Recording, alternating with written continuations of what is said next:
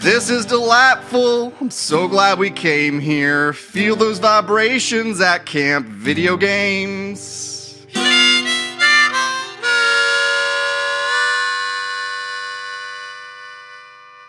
Howdy, howdy, howdy, howdy, campers. This is your junior counselor, Sean, joined by junior counselor, Josh. Hello, welcome to Camp Video Games, and those beds are single bed size. I know what you kids are doing in there, and I need you to stop. We got to stop the double bunking and, just keep your hands and your sleeping bags to yourself. Yes, please. All right, moving on to video games. All right, onto the business. We are talking about Episode 4 of the Legend of Zelda cartoon series from 1989, and this episode is titled Kiss and Tell, which is something you shouldn't do if you want to be, like a more respectful partner of someone. You don't kiss and tell. Yeah, that's good advice. Josh, did I ever tell you about that time I kissed someone? It's pretty weird to have that conversation. Although, it is funny. My female friends are more inclined to discuss kissing and telling with me than my dude friends. We just dudes. We don't talk about that stuff. We talk about football. We talk about soccer. No, we don't talk about soccer. No, we talk about video games. Mostly just video games. At least that's our dynamic. Let's get into the episode. So kiss and tell. We'll get into it why it's called that, but yeah. I'm gonna just kind of come out the bat and say this is not a very good episode of the show. Not the strongest showing so far. No. But there's still some fun to be had in there. We just did the commentary track, and I thought I caught in the opening sequence. Oh yeah, do tell.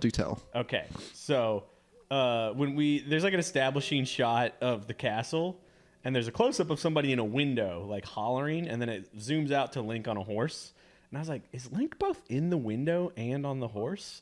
And now I'm scrubbing through frame by frame, and it is indeed. It is Link up in the castle, and it zooms out, and then we see him on the horse in the same shot. So that's a continuity error, I guess.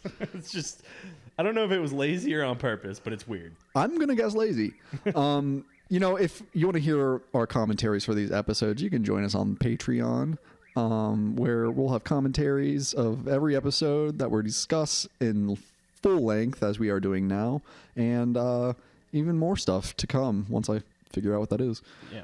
So this episode starts off. We got Princess Zelda. She's riding her horse through the woods, and she's like muttering that Link was too lazy to join her. Which, if we're thinking about like, is Link Zelda's bodyguard? I believe.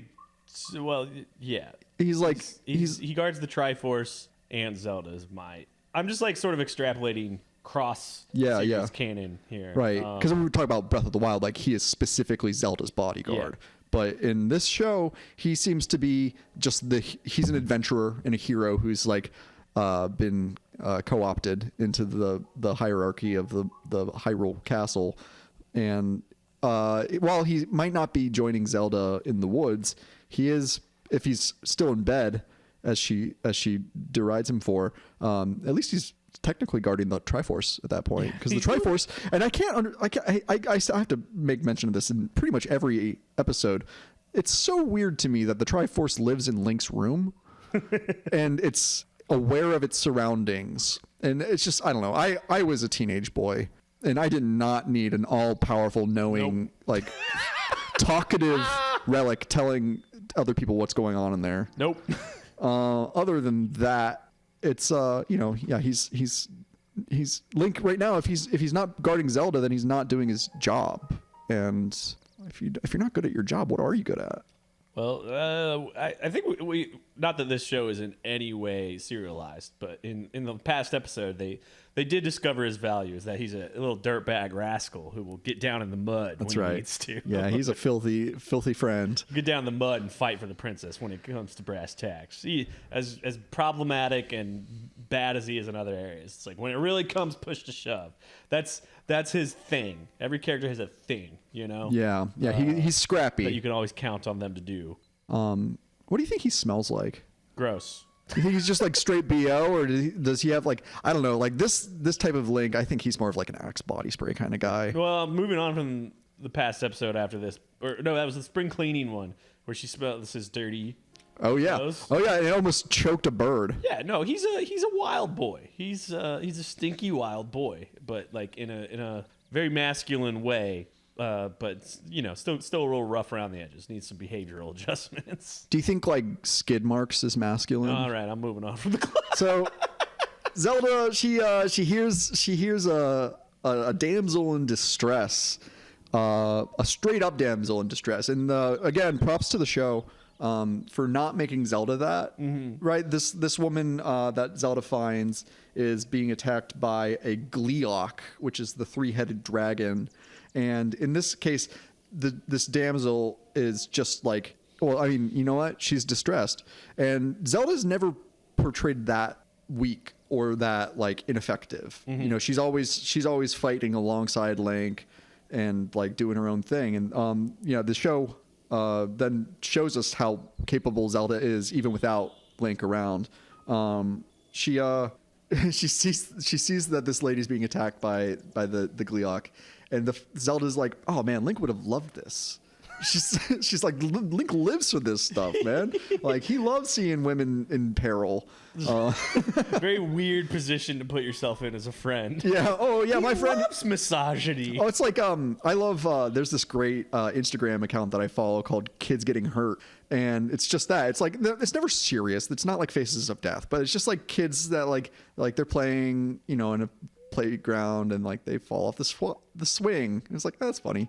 It's just cause and effect. It's not malicious, but it does kind of satisfy, like, you know, the fact that I'm a bad person and I like seeing kids get hurt sometimes. So in order to save this this distressed damsel, Zelda throws an apple. That's like how she starts her attack, at least. And the Gleeok, the 3 heads talk to each other, and it's like, hey, it's not the right one. We want Link. And so we know something's up. We know that this is probably a ruse. Yeah. Well, and Zelda's coming in hot. She's very heroine status. Oh yeah. She's like, somebody's in distress. I gotta save him. Yeah. And very much ready to be in the hero chair. As much as she wants Link to be there to have some adventurous fun with her, she's ready to go. Oh yeah, for sure. She's always down to fight.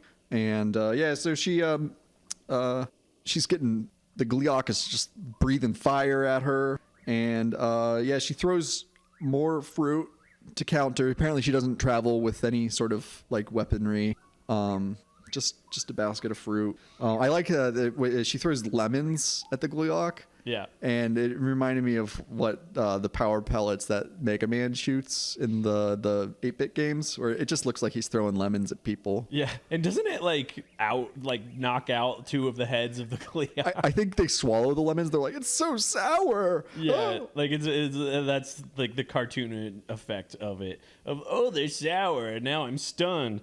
I also want to just back up to the design of the damsel in distress. Yeah, talk about her. Is incredibly horny on the animator's part. Again, the animators are just up to their knees with just like virility. Apparently, Yeah, well, you know, and like we're gonna find out what she is and why she is in a minute.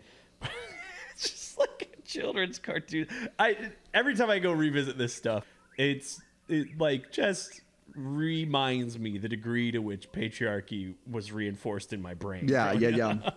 It's like amazing that we didn't come out like way less like sensitive to the way things should be. Yeah, like that's a theme that's probably going to come up whenever we're revisiting from something from this era. Is me just being flabbergasted at like the sexual indoctrination that was being forced upon me.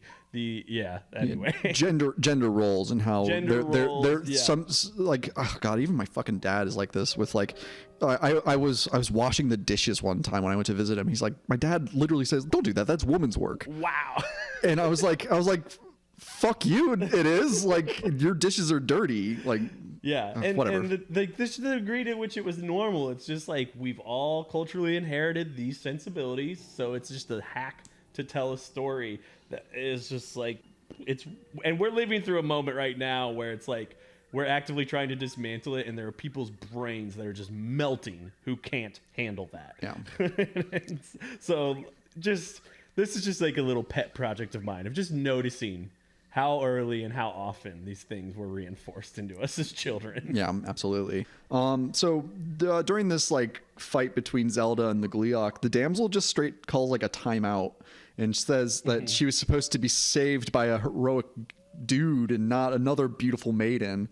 Like, again, there's like these gender roles. He's like, no, I need a male adventurer, preferably, at least like 2 or 3 inches taller than me, so that we photograph well together. Swiping. I'm gonna go ahead and swipe left on any hero under 6 foot. I got engaged right around the time that like Tinder started becoming a thing. Like I just barely missed the world of online dating. Yeah. So I assume swiping left means saying no to somebody. Yeah. Okay. This is what all the cool married guys do to me when I make swipe jokes. They go, which one is which? Oh, I'm too cool to know. I'm too married and settled down. No, but here's the big secret is that I used to just be a pest on MySpace. Sliding those DMs. Let me get in those top 5, baby. How do I get in your top 8? Yeah. So at that point, when the damsel is like, "Hey, I don't want you to help me. I want Link to help me." This is where the closest so far in the series where we've gotten to Zelda saying, "Well, excuse me." She does her own version of the catchphrase. She says, "Well, pardon me," which is a bit more sophisticated, I suppose. So that checks out. Yeah, and I think that's just like, heroes are never fully appreciated for what they do, like until the people who are typically being saved have to do it themselves. Then they're like, oh, Link is actually pretty helpful around the castle and around Hyrule.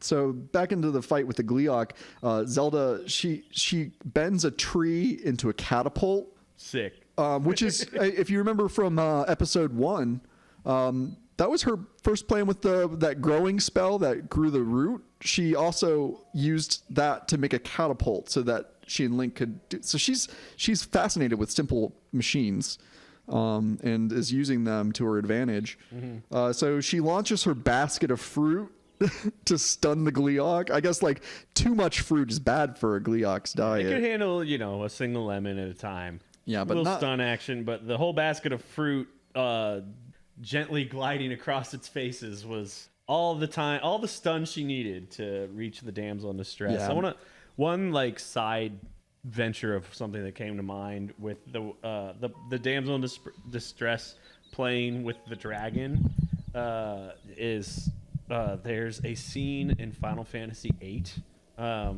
where the character Laguna Lore, who is this character you go and relive through flashbacks, and it's very confusing for most of the game.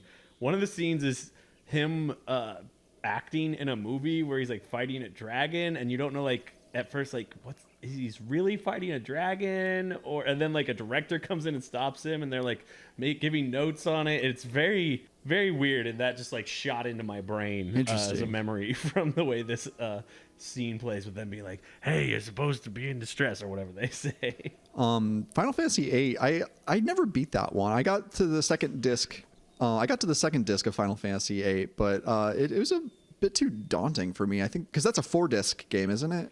I believe it is. Yeah, and it's a off the beaten path game, but it's great. Yeah, I really enjoyed it. It's definitely gonna be revisited at some point in my life, but there's just so much Zelda to catch up on first, isn't there? So Link then shows up and he starts to fight the Gleeok while the damsel is openly swooning. She's just like, "Oh boy, I want that one."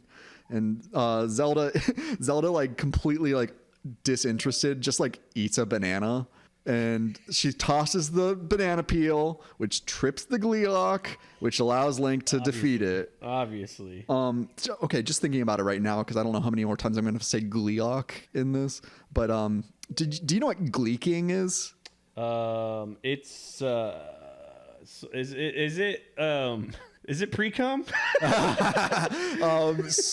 That's kind of no. So this is a kind Or of is a my visual mind just thing. in the gutter? So right now my mouth is open and I'm putting my tongue behind my top front teeth.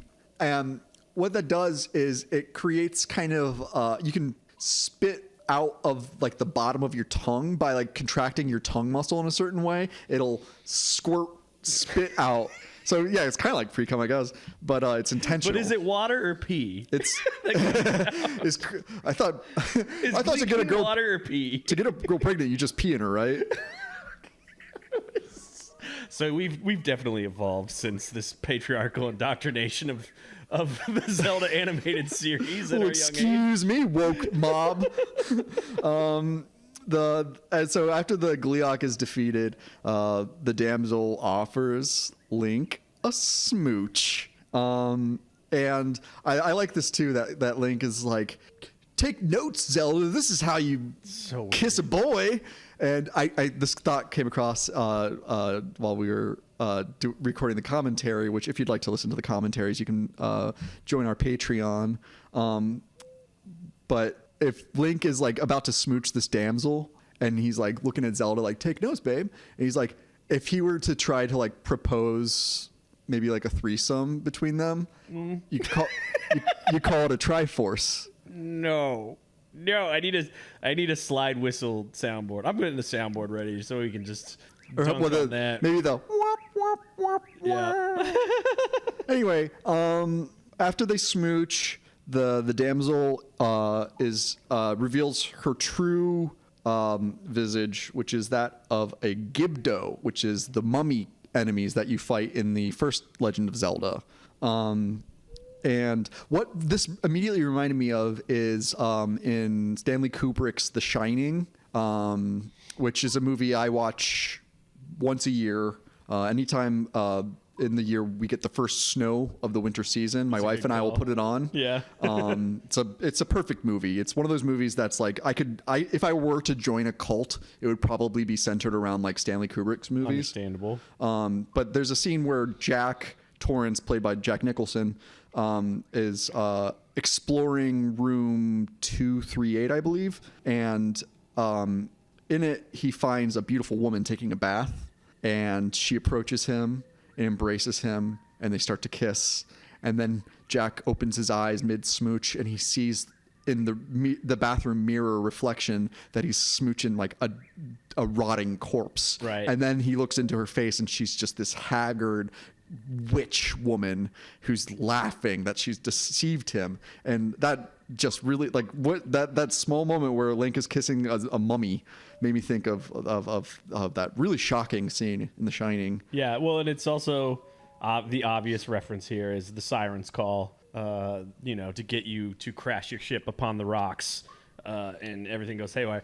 So that's all to loop full circle back to what I was saying about the patriarchal indoctrination. Goes back thousands of years. That women's power is to draw men in and trick them. It's like, we got a lot to work on here, huh? And we're gonna work on it. We'll work on it one episode at a time of the Legend of Zelda cartoon series. We're gonna dismantle this patriarchy. We're gonna dismantle patriarchy by talking about video game cartoons. So upon realizing that they're in the presence of another enemy, Zelda like unravels the Gibdo, which seems to be enough to defeat it. We then go to the Ganon's Piggy Palace. Yep. And inside his evil jar, well, that's literally what he calls it, the evil jar. There's the Gleeok and the Gibdo, like swirling around as all of the defeated enemies tend to do in The Legend of Zelda. In this case, they don't die when they get zapped. They get transported back to the evil jar. And Ganon's like disappointed that they weren't able to defeat Link, but he's happy because we just missed a major part. Is that, I think did we skip over the whole point of the episode? Well, then upon kissing the mummy, the Gibdo, Link gets turned into a giant frog. Yeah. And this is something I wanted to bring up, is something that happens time and time again in The Legend of Zelda, where Link gets transformed into a different thing. Like, like the first time I can think of it happening is A Link to the Past. When you go to the Dark World, Link gets turned into a pink bunny. Yeah, he turns into a pink bunny. Before that, you have fairy magic in Link's Awakening. Oh yeah, you turn into a fairy in which he's in Adventure of control Link. of, and you may either mention during the commentary or during this already. The people in the villages in Link's Adventure can turn into bats and fly away. Yes, that's true. Which is part of the show Bible that they had to work from. Was Link's Adventure and the first Zelda. That's right. But so like there's a precedent. It's a pretty lazy like Princess and the Frog thing, but there's like minor precedent for them within this world. I mean, just to list other times Link gets transformed into something that he doesn't want to be. In Link's Awakening, he can get turned into, I believe, a mushroom at one point.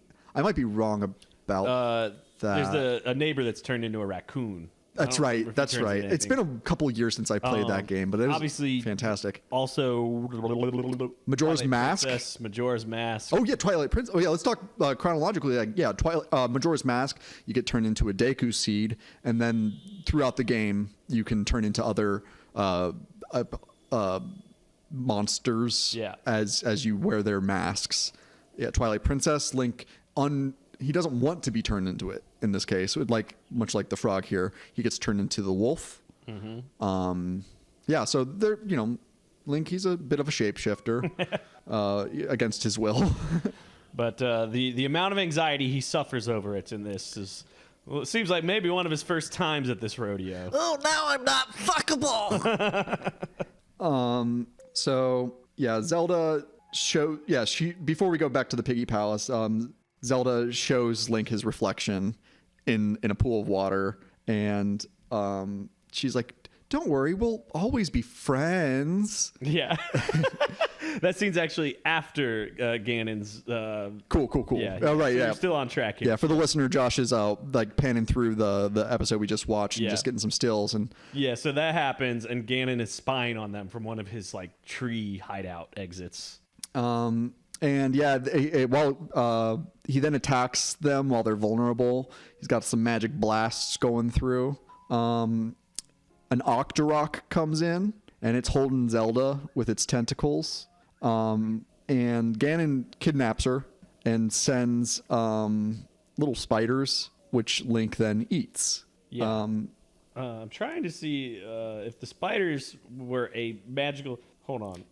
I can't read my handwriting here. Transformed from apples. It's very, very short. You get a couple frames. No, they're just enemies. I believe they're just not canonically one of the, it's just these red blobs float down when he snaps his fingers. I think they're called. I'm not going to try to read my handwriting here. It starts with a D. I think it's Deedles or Dakles.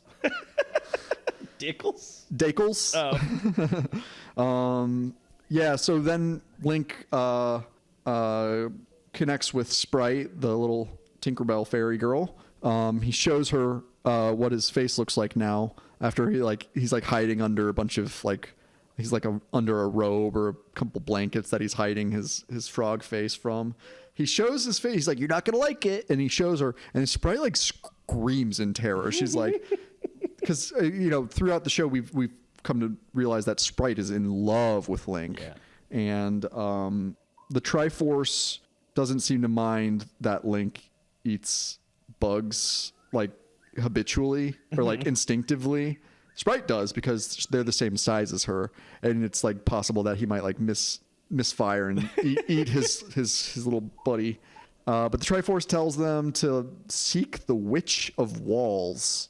Yeah. The Witch of Wall Street, right? The movie goes, or the episode goes full labyrinth for the next couple minutes here, based on the riddle given by the Triforce. Yeah. Find a wall without end and a bow that will not bend. Yeah. I think. Oh, and I even got it to rhyme too. Something like that. Yeah, that's and there's not much time in the show for them to start questing for that. They immediately go there, and it's this stained glass wall that, instead of having a normal if it was just boards holding the wall up, they would just be at the same height throughout. Instead, it goes underground, so that's how they rationalize that it's an unending wall.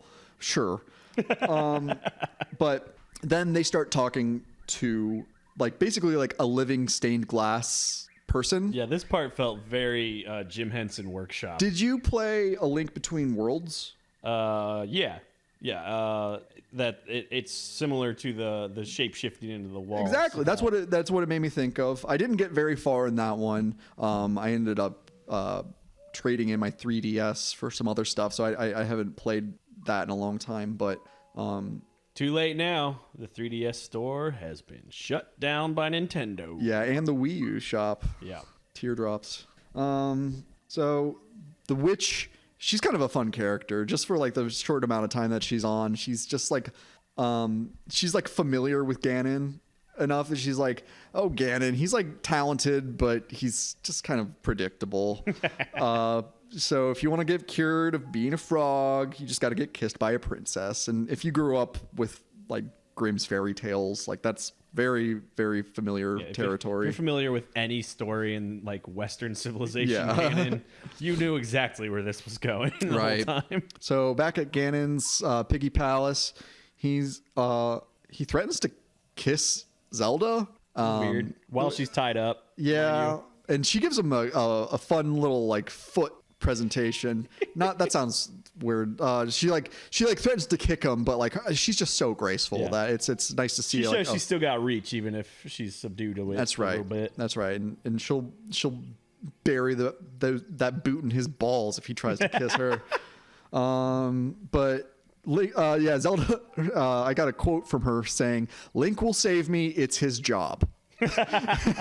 So He better do it, or he's out on the streets. yeah, which I think His housing security is dependent on him coming to save me. I think that he would be fine with that too, like Yeah. based on like some of his comments from earlier episodes where he's like seems to be upset that he's like got a home now, but it's only like the only good thing about it is that Zelda's around. So if Zelda died, Link would not stay at Hyrule Castle at all. Like he doesn't care about the Triforce. He doesn't really seem to care about the actual struggle of the Hylian people. He's just there to try to get a smooch and to like Singularly motivated. yeah.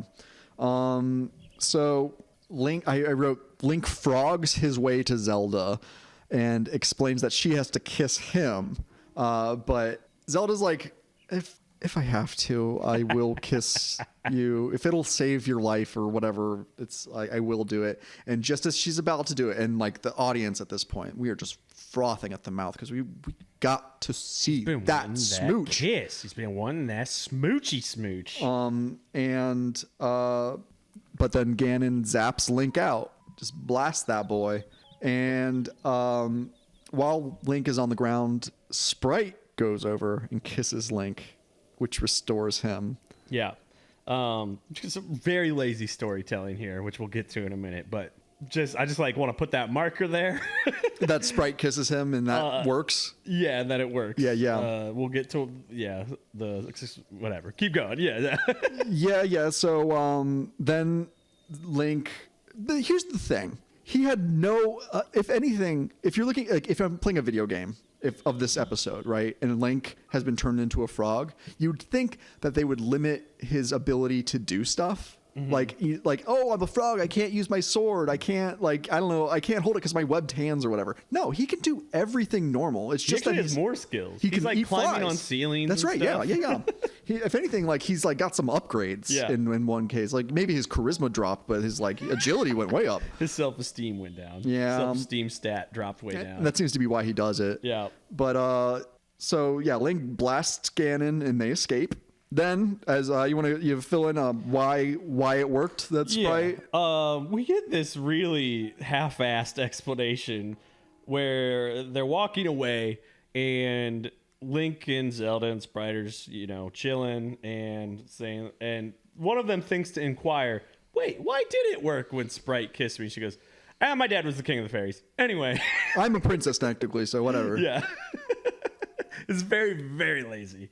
Yeah, I don't like those types of like that type of mythology where it's like it's got to be a princess, because that's just like it's accepting this like hierarchy. Yeah. And like that's just it's so It is a weird like cultural way to reinforce hierarchies of like, no, these people who we've claimed are ordained by the gods Exactly. that's really have some power that's unique to them, and that is how like our indoctrination of systems and institutions works, is like through storytelling, Right. Like kind of like I was saying at the beginning of the episode, the story that you're told as a man in Western civilization is up until not that long ago is like you're in charge. No. Like media reinforces it. Storytelling, like I said, all the way thousands of years ago, reinforces it. Yeah, I'm using Zelda to go deep on our morals in civilization. Why not?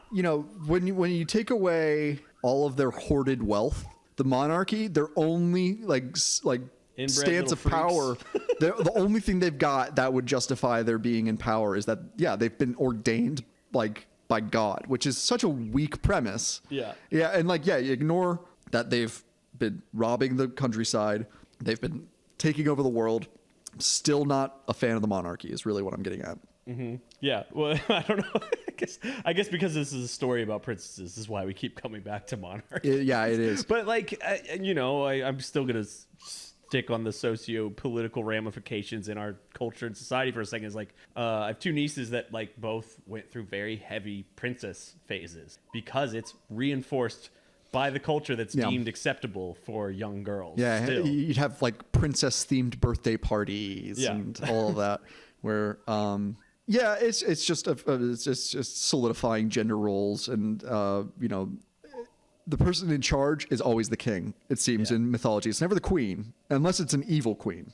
Yeah. It's always the king. And I think actually this show is kind of a nice way to explore this whole big question that I keep bringing up, this broad question about patriarchy and how it's reinforced, because it was a Japanese intellectual property, and they do it a little different than we were indoctrinated on, and it was being taken over by an American production team. Yeah, because there's very little Japanese influence on this cartoon. It's just the source material was made by Japanese people who were kind of co-opting Western fantasy. Yeah, and we talk Miyazaki a lot because as we're also reviewing Breath of the Wild, and I don't those aren't across the board representative of Japanese culture, but I grew up on JRPGs along with that kind of stuff, and it's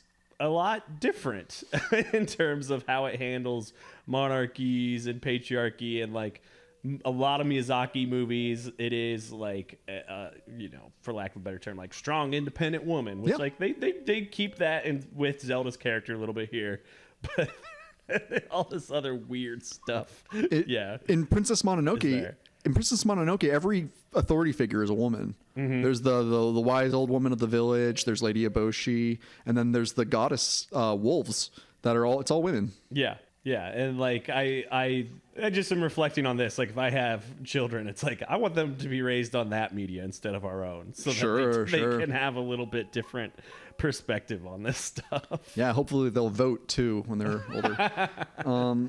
So we're at the end of the episode already, where the last real beat of this is that now that Link has been transformed back to his human self, we're about to get that smooch. It seems that Zelda is she's I don't want to say surrendered, but she's finally about to give him that kiss. And this happens a couple times throughout the show already. Yeah. Where there's she agrees, yes, let's smooch. But then what does Link do? He goes and eats another fly. Yeah. And which, I actually missed when we were watching. I was distracted by the whole King of the Fairies thing and how lazy it was. But it's a cute little gag to end on. Yeah, and it's just a bad habit that Link's gonna have to break eventually. It's his new version. It's his chewing of his fingernails. Now I just instinctively grab flies now. I reread Dracula not too long ago, which is just one of my favorite books that I've read ever. And the character Renfield, who is he gets kind of driven mad by Dracula's oncoming power. He lives in London. He's in an insane asylum, and he is compelled to eat insects. And it's since been recognized by like mental health authorities that a syndrome called Renfield syndrome, where basically you believe you need to ingest living things in order to gain their strength.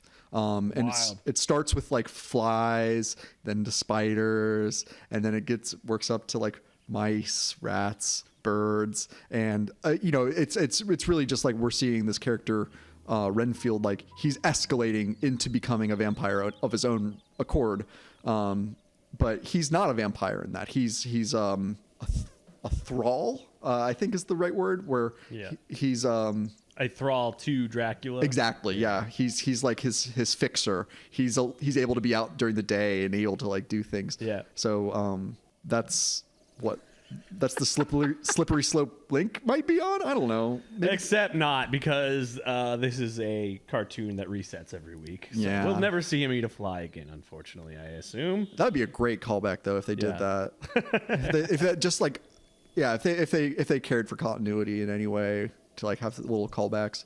So that brings us to the end of episode 4 of Legend of Zelda cartoon series from 1989. That was Kiss and Tell. Again, don't kiss and tell. No. Keep it private. Keep it between you and the kisser or the kissee. And also, don't kiss people unless they kiss you back. That's the more important component there. Just anything you see Link do in this show, usually just assume don't do it. Yeah, don't shoot people with lasers. Don't name your horse Catherine. That one especially, and grabbing flies out of the air. Let the flies be. Yeah. Campers, as always, pleasure to have you here at Camp Video Games. If you want to keep in touch, why don't you send me an email, campvideogames@gmail.com. I read everything you send, so I'd be plumb delighted to hear from you. You don't write enough, honestly. You never write me anymore. Call your mom, too. Yeah. Phones are open from 6 to 8 p.m. for family remote visits. Okay? Make sure you get your calls in to your mom. Stay tuned. And we'll be back at you with another episode of The Legend of Zelda until we run out of those bad boys. And then also keep up with our discussion of Breath of the Wild. We just had a great discussion about one of my favorite parts of the game. And I'm not even going to tell you what it is. Yeah, especially because I don't know in sequence where this will release off the top of my head. Yeah, I was trying to keep that intrigue a little open. All right, love you guys.